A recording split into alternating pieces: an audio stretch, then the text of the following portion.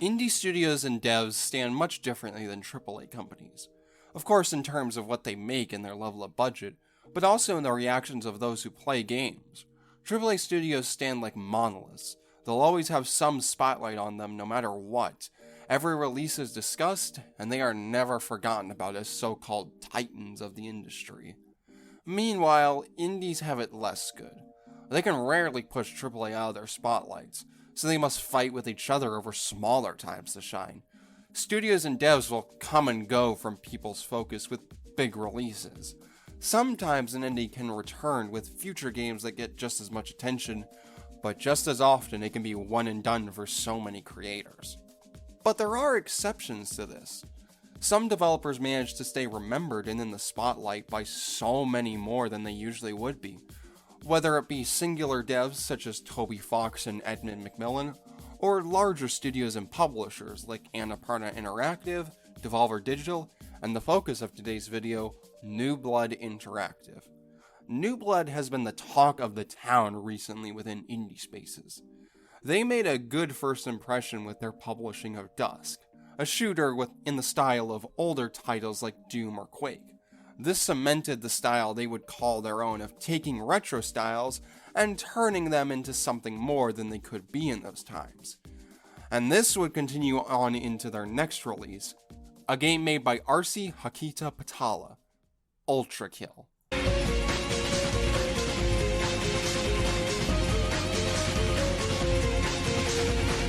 Ultrakill is the newest release of New Blood, as stated before, and developed by the solo dev Hakita, who sadly I cannot find that much info on at the moment.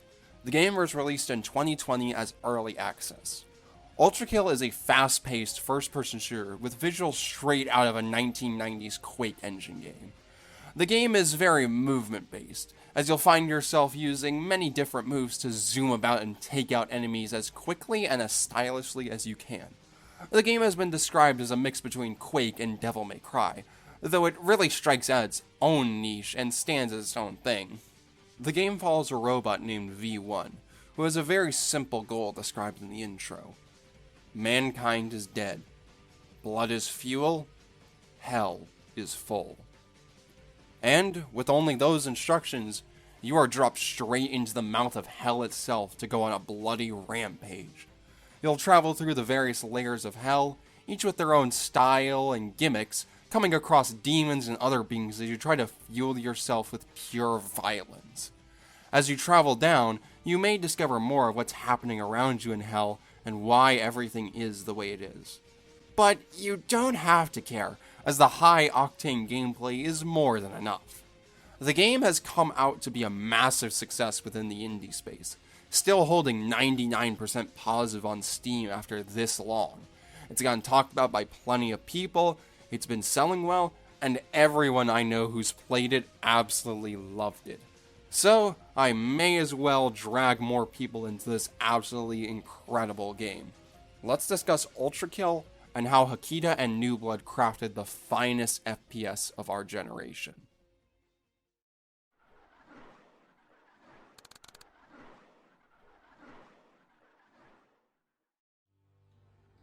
Let's dive into what is probably the hook for so many to try this game. The visuals. Ultrakill's visuals are a loving tribute to the shooter games of the 1990s, with crushed textures, polygonal models, and the particle effects nailing the style perfectly. Although it doesn't do anything for me who never played those games, it may hit a special spot for those who did. But Ultrakill doesn't just ride off of nostalgia for its visuals, as it manages to do much more to carve out its own style. The low-fidelity graphics far from hold it back, as it still manages to look great even with its limitations. Just like the best of those older games, it takes advantage of everything it can to stand out visually, and some of these models and areas just look great because of it despite being technically simple. This is also thanks to the wonderful design put into this game. The game is a wonderful surprise in this regard. At first glance, you'd think it would be your standard romp through a generic hell with generic demons, but no, not at all. Ultrakill puts in the extra effort to craft something truly unique, and my goodness is it worth it. I can't describe how wonderful the environment design is in this game. Every single area and even stage feels so unique in its design from the last.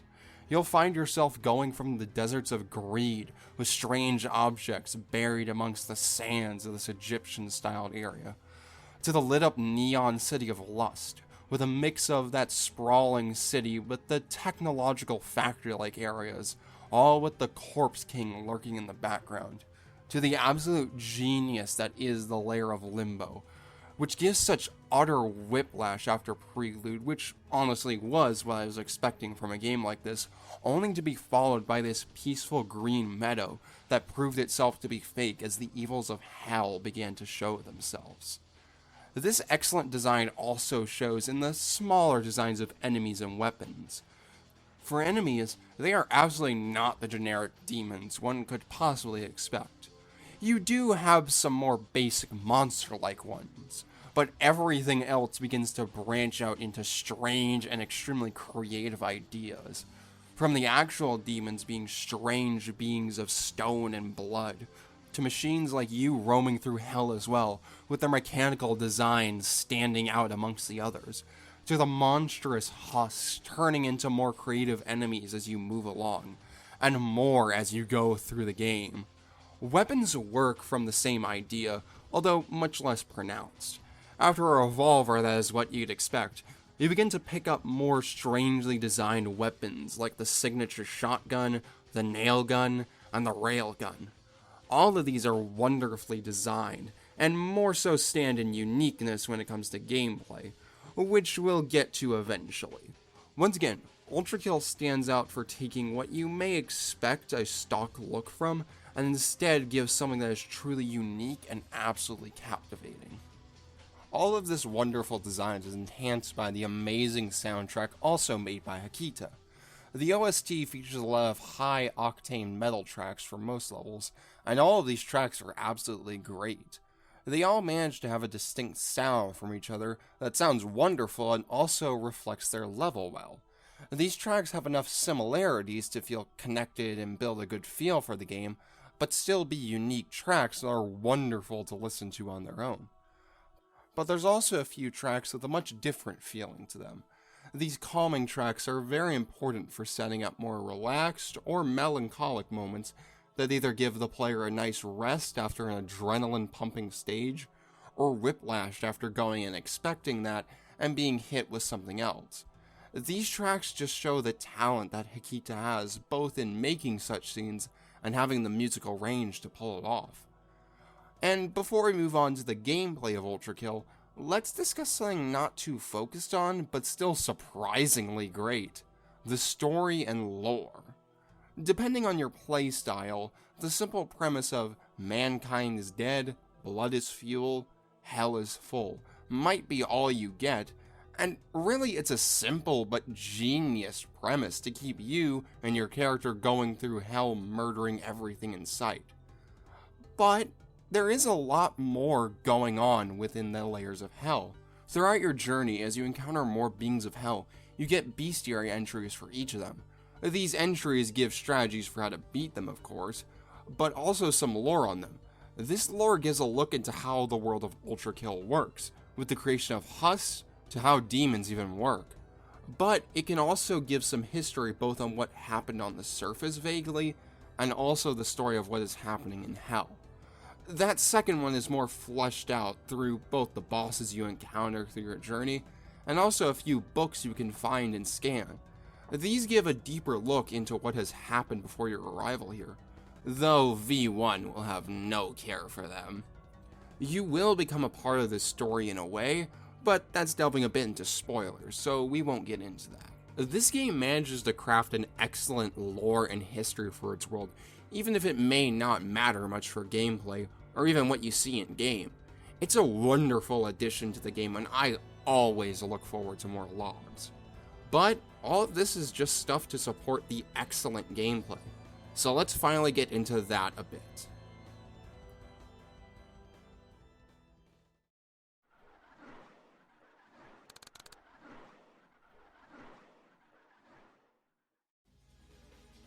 Ultrakill is an absolute masterpiece when it comes to its gameplay.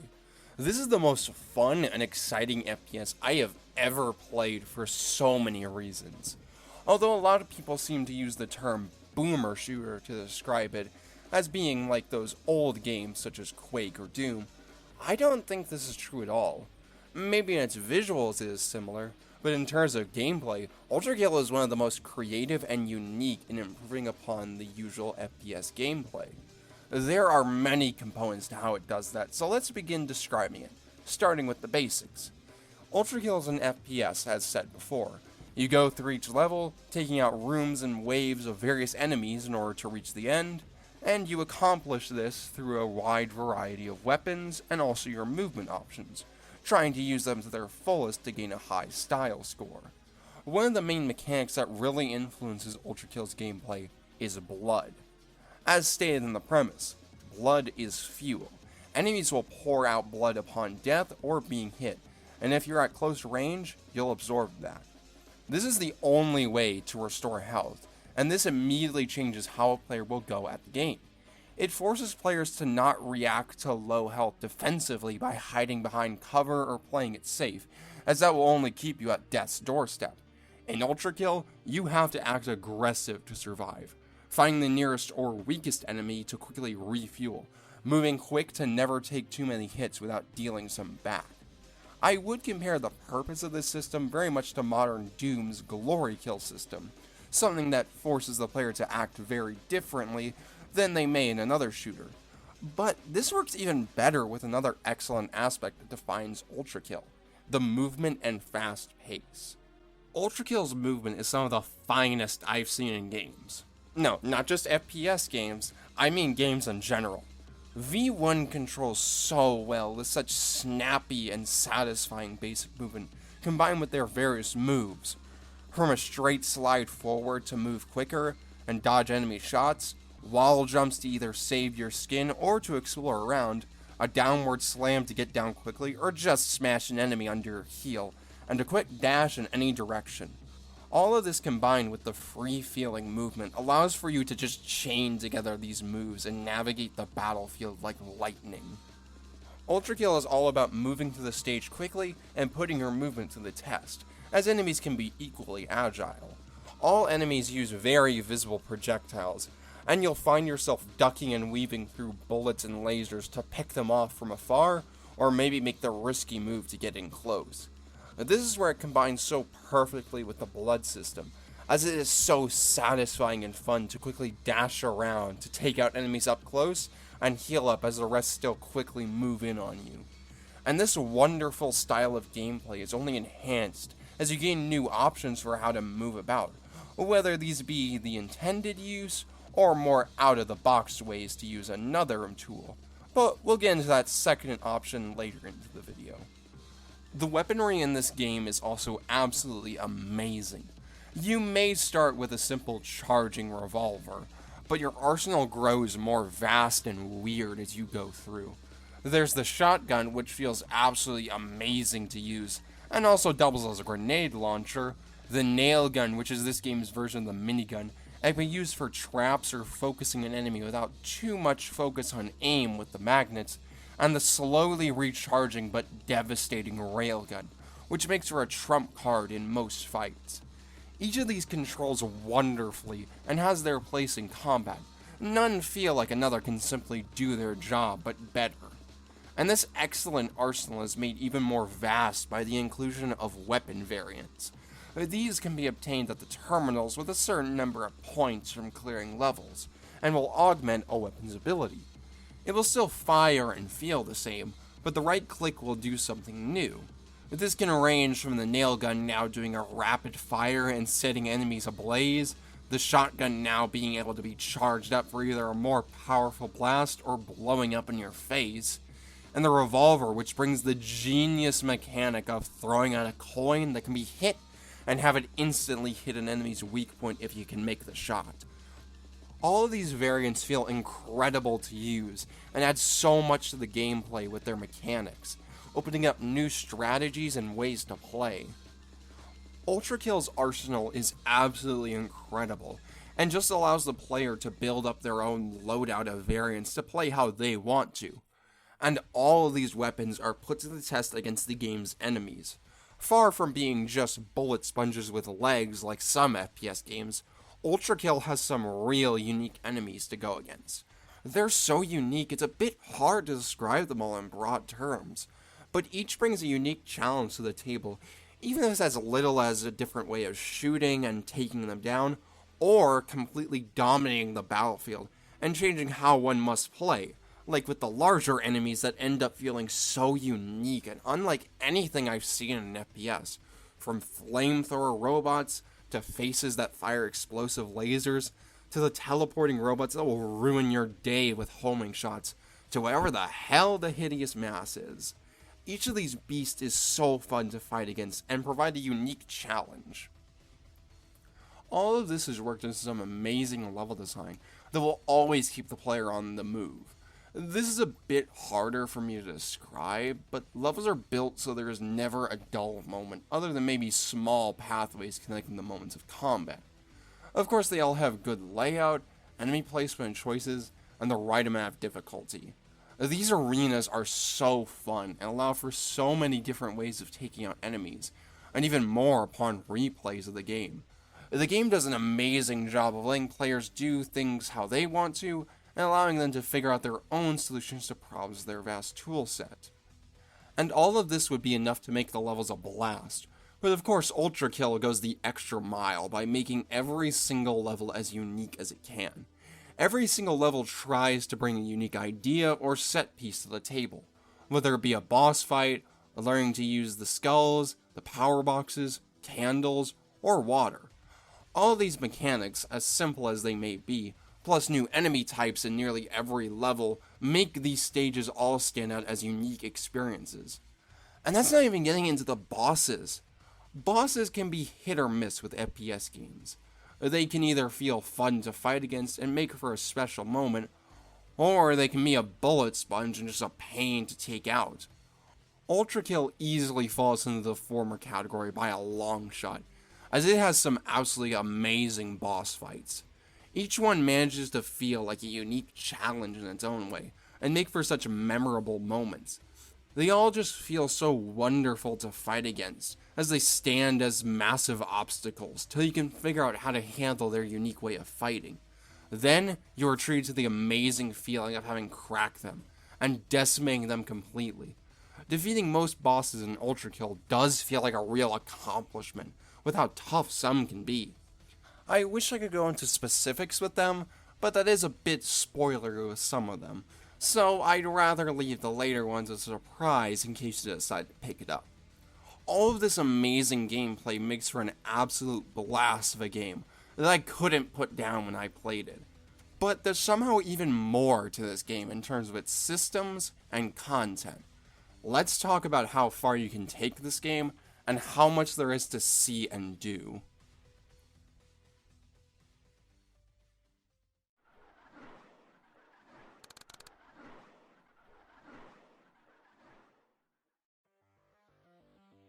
There are games that I love where the combat goes pretty deep, where you can learn how to control perfectly, perhaps with additional techniques that can be picked up, and you feel like you've truly mastered the game.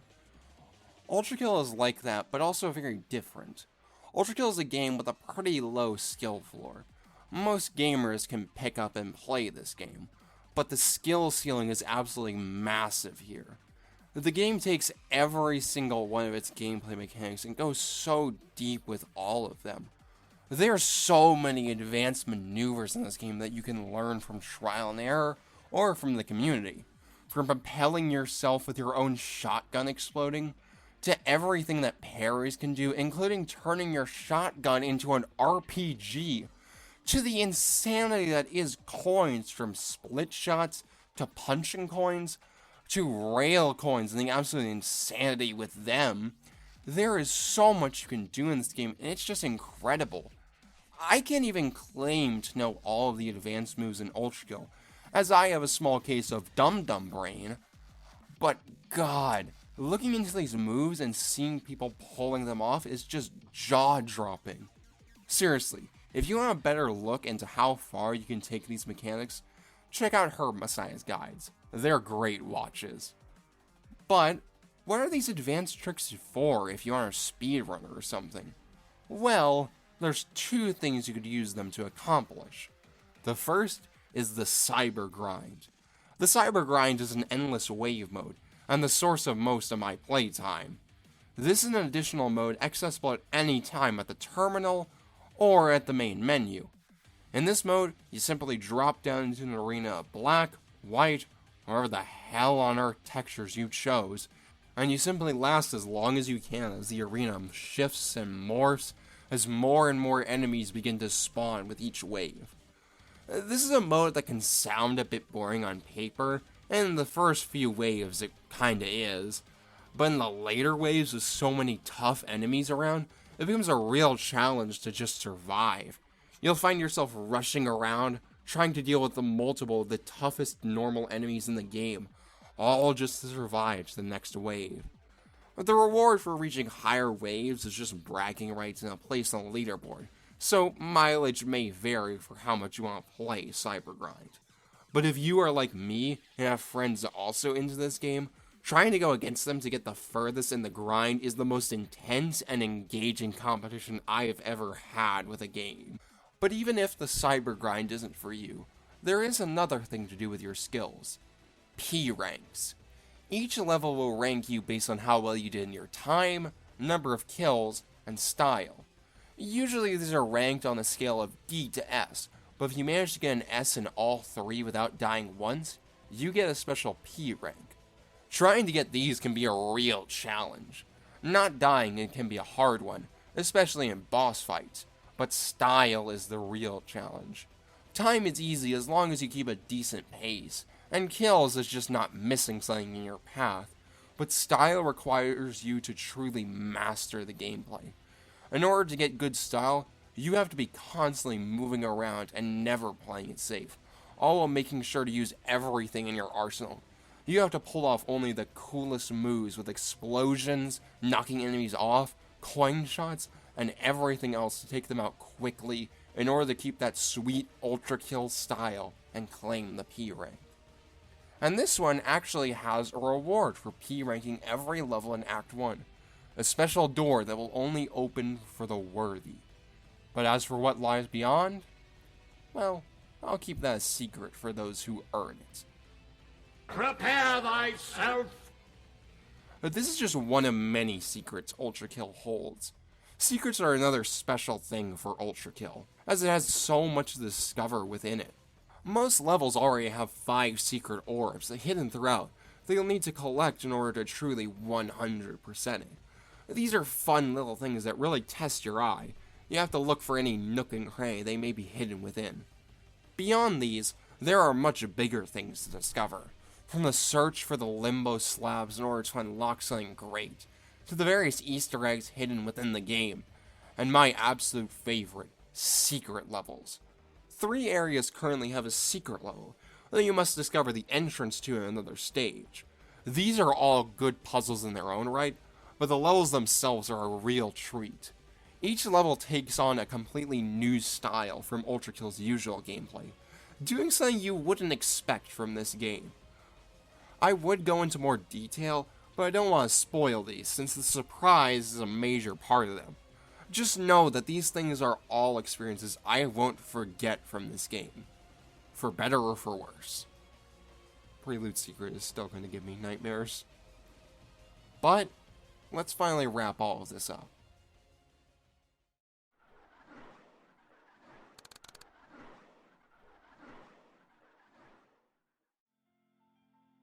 Ultrakill is yet another absolute triumph of an indie game. A game made mostly by one person, and yet it soared high up into the stars. The game has had so much success. Good sales, Nubla is now on more people's radar, the game is being talked about in all of my circles, and everyone is loving this game, as it dominated Steam's front page for so long, and now still manages to keep itself at 99% positive. Hakita has made an absolute masterpiece with this one, with wonderful nostalgic visuals, a wonderful, if minimalistic story and lore, and the best gameplay I've seen from an FPS. This is one of my favorite games for good reason, and here's the best part. The game isn't even finished yet. Ultrakill is still in early access, with a little over a third of it being finished. There's still so much to see from Ultrakill, and I cannot wait to see the full game and how it turns out. But the fact I can sing this many praises for a game that isn't even finished yet should say a lot about how much love and hard work was put into this current early access, and how incredible the full game will be. I cannot wait to see it, and whatever else New Blood is up to. But, that's all for now. See you all in the next video, wherever that takes us.